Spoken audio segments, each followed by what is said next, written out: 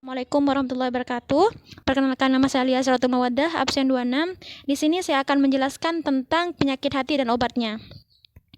Penyakit hati adalah sebuah perasaan tidak enak yang ada di dalam diri manusia sehingga mengakibatkan kegelisahan dan ketidaktentraman dalam hidupnya.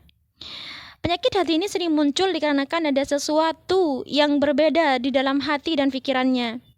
Penyakit hati ini tidak memandang tua ataupun muda, laki-laki dan perempuan, dan yang kaya maupun yang miskin.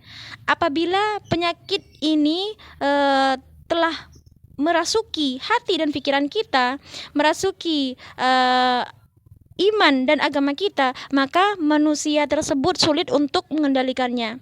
Ciri-ciri penyakit hati itu diantaranya tidak bisa menahan hawa nafsunya. Manusia dan binatang itu sama-sama ciptaan Allah. Akan tapi mereka mempunyai dua spesies yang berbeda. Manusia diberikan akal untuk berpikir, sedangkan hewan tidak. Manusia diciptakan dan diberikan 3 nafsu oleh Allah. Yang pertama, nafsu lawamah, yaitu nafsu antara kebaikan dan keburukan. 2, nafsu ammarah, yaitu nafsu yang condong ke keburukan. 3, nafsu mutmainnah, yaitu nafsu yang ingin bersih dari sifat-sifat tercela tersebut, sifat-sifat penyakit hati tersebut. Yang diinginkan hanyalah ketentraman di dalam hidupnya, tidak merasakan kegelisahan. Macam-macam dari penyakit hati itu sendiri diantaranya 1, riya, yang berasal dari kata ar-ru'yah, yang artinya ingin memancing pandangan seseorang kepada kita agar kita bisa dinilai baik oleh mereka, agar kita bisa dinilai menjadi orang yang baik. Menurut ahlul khauf, berarti riya ini mengantarkan kita kepada sifat yang tidak menunjukkan keikhlasan, akan tapi hanya ingin mendapatkan pujian semata dari seseorang, bukan berniatan lillahi ta'ala. Yang kedua, dengki. Dalam bahasa Arab disebut dengan hasad.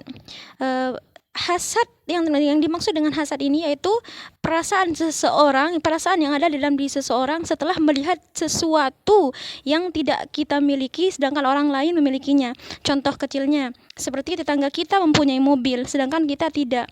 Maka kita membicarakan kepada tetangga lainnya bahwa bahwa mobil yang dimiliki tetangga tersebut itu hasil curian, hingga nantinya akan berujung kepada sifat fitnah.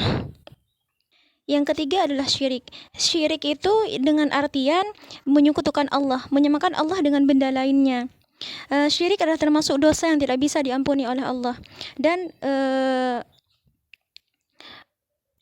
penyakit hati dan banyak penyakit hati lainnya,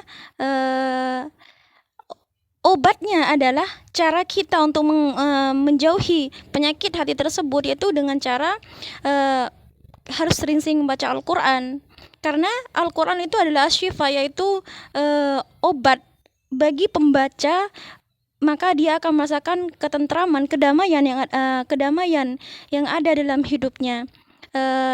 Yang kedua yaitu memperbaiki sholat kita. Karena kenapa? Sholat adalah tiang agama. Kalau tiangnya sudah rusak, maka yang lainnya juga akan ikut rusak. Karena sholat itu merupakan pondasi dari agama Islam.